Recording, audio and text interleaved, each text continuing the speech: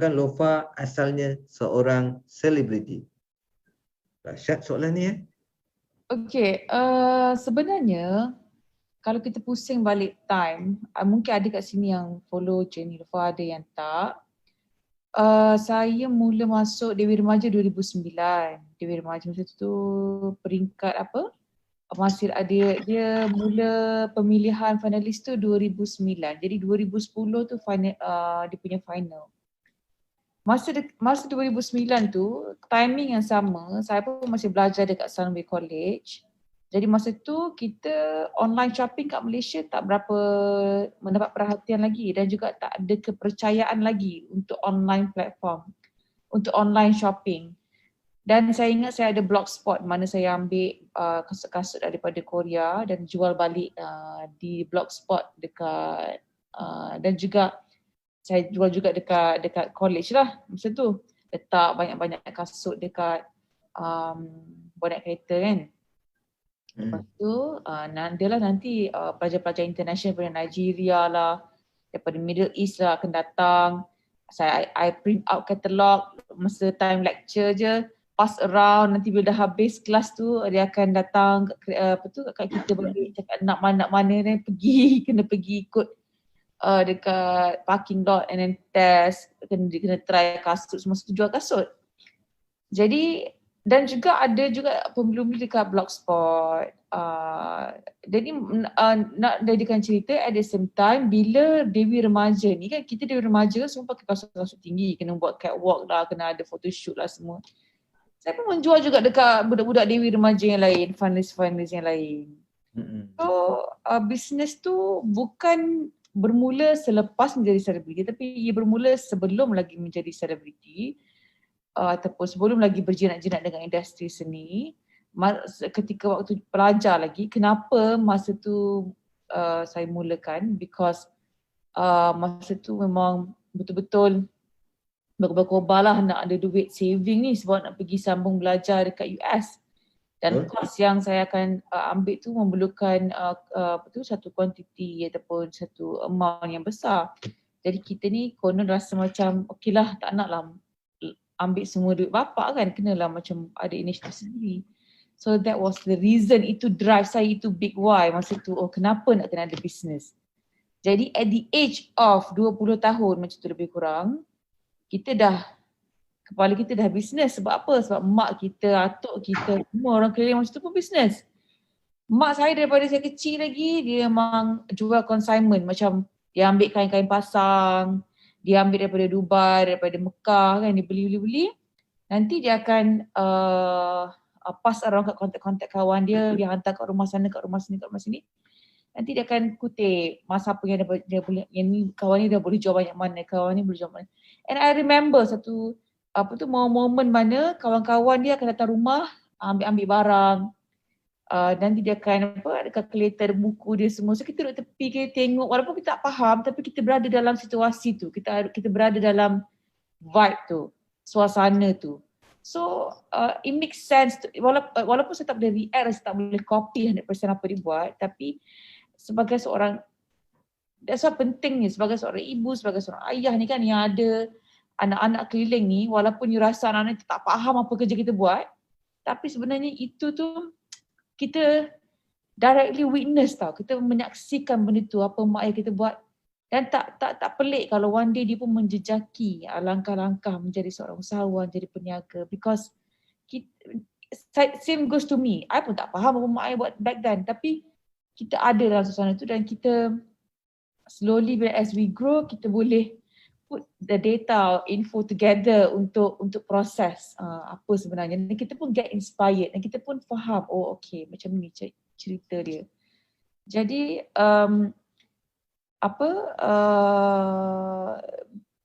bila macam as for me, masa tu saya tengok mak saya jual macam-macam barang, daripada beli barang yang dah siap dan jual balik, dan kemudiannya ditempah tudung dekat Middle East, dekat Dubai, dan jual balik kat sini. Kain bawal dia beli dekat kain tu dibeli kat Kelantan dan dihantar tukang jahit dekat sana untuk buat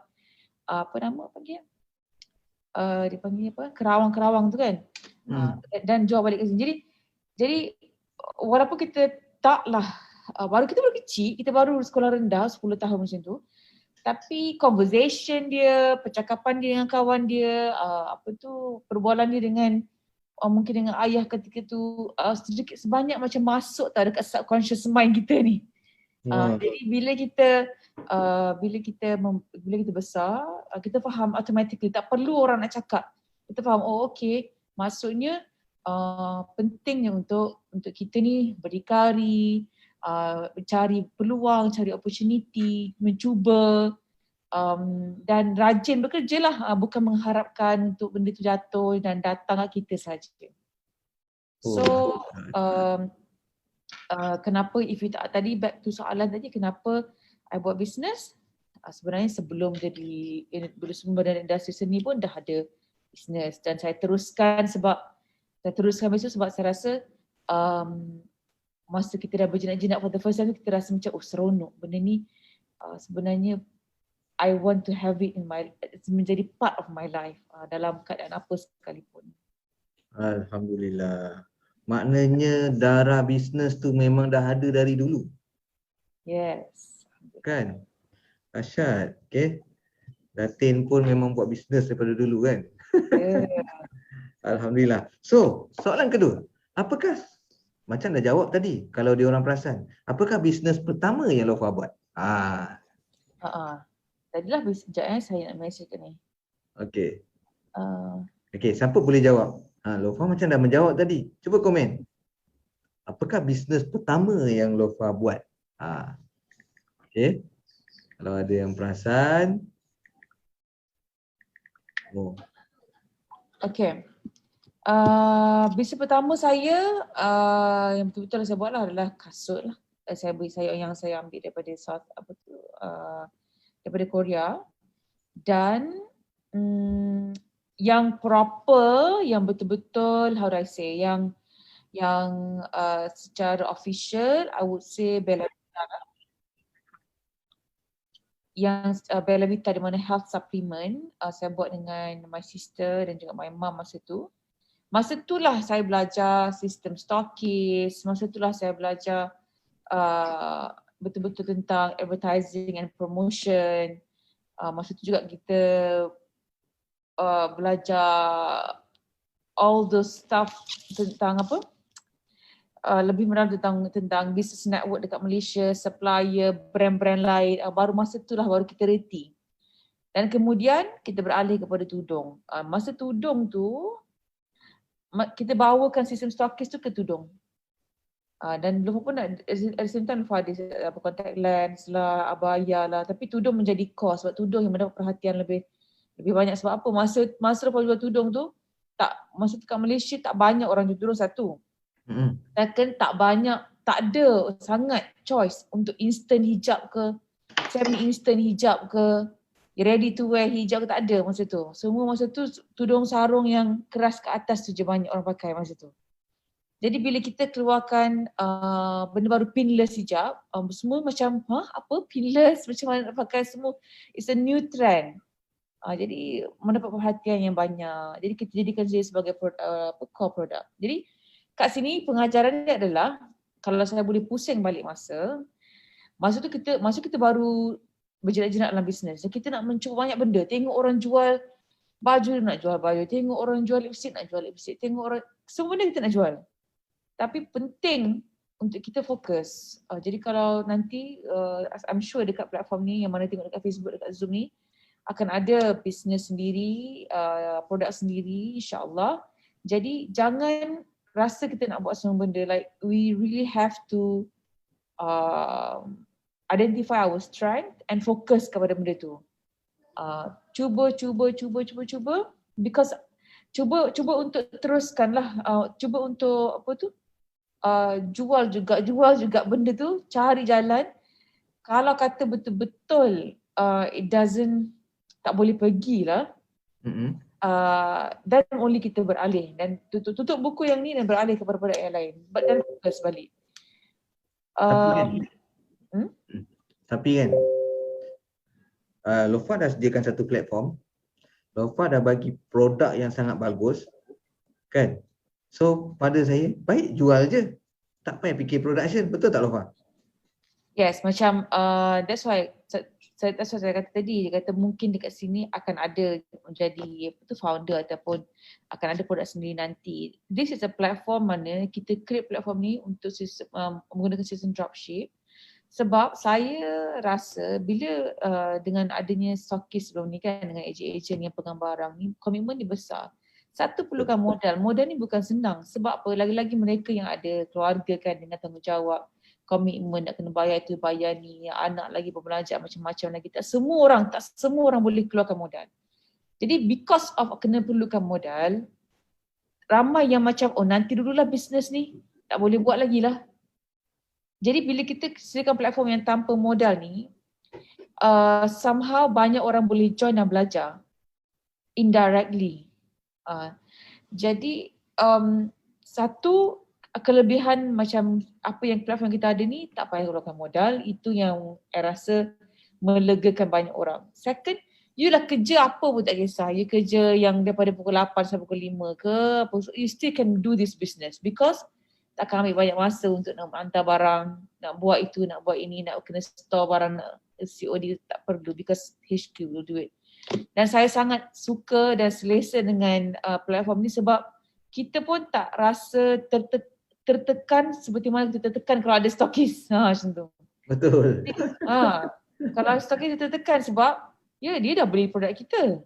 Dia dah upfront, dia dah letak duit dia, dah invest dia money, dan kita sebagai show kita kena buat our best untuk produk kita pun habis dijual oleh mereka dari segi marketing dan juga promotion. Jadi kat sini kita sama-sama selari. HQ pun ada cara untuk buat marketing dan you pun kena buat your part untuk sama-sama go. Maksudnya sama-sama boleh buat sale. Dan I rasa bila kita survey kan, kita punya platform ni kita agak pemurah when it comes to commission. Betul. Dan saya suka benda tu. I always like sangat tak kisah kalau nak bagi lebih ataupun nak besarkan margin untuk commission untuk dropship tu. Because I rasa lagi banyak you dapat, lagi berkobar-kobar lah korang nak jual kan. Dan benda tu penting because kita nak orang lebih sama grow, committed dan jadikan platform dan jadikan Makan Sejarah ni priority diorang. Because ada banyak je dropship kat luar sana. Banyak je platform dropship kat luar sana, banyak produk orang offer as a dropship. Tapi dari yang mana yang priority, yang mana yang bagi lebih lah, yang mana yang keluarkan produk yang baik, yang mana yang boleh bayar commission yang elok, yang mana yang boleh jaga, yang manage dropship mereka dengan bagus. Itulah yang diorang akan stay, yang diorang akan how do I say setia. Tengok, sayang betul Lady Boss dengan korang semua tahu.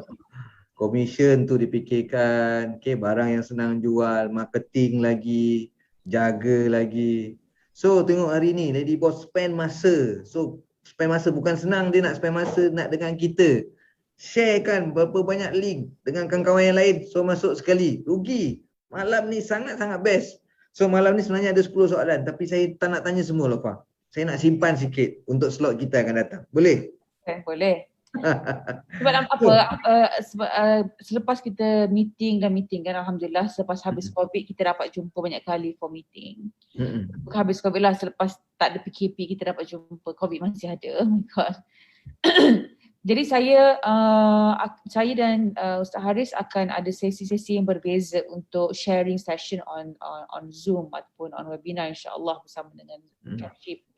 As a way untuk kita connect, as a way untuk tunjuk yang this is our contribution untuk para dropship yang dah menjual produk kita.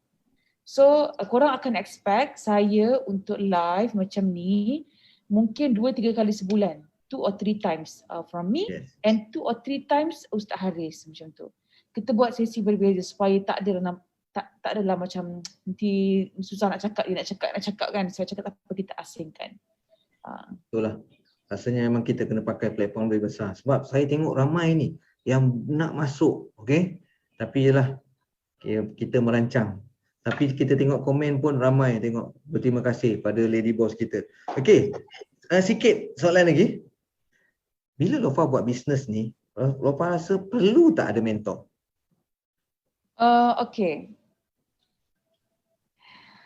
I think ada setengah orang, setengah orang memang dia tak sedar sebenarnya diri dia dah dimentorkan. Kenapa saya cakap macam tu? Sebab dia dilahirkan dalam surrounding dan juga keluarga yang berbisnes. Secara tak langsung, dia belajar sikit-sikit directly daripada orang keliling dia. So, bila dia buat benda je, dia dah tahu dah apa nak pergi, macam mana nak buat, step apa, proses apa semua. So, setengah orang pula, memang dia tak ada background langsung dalam bisnes. Tak tahu macam mana nak mula, macam mana nak start, macam mana nak cari supplier, macam mana nak buat barang, how do I set up this online thing.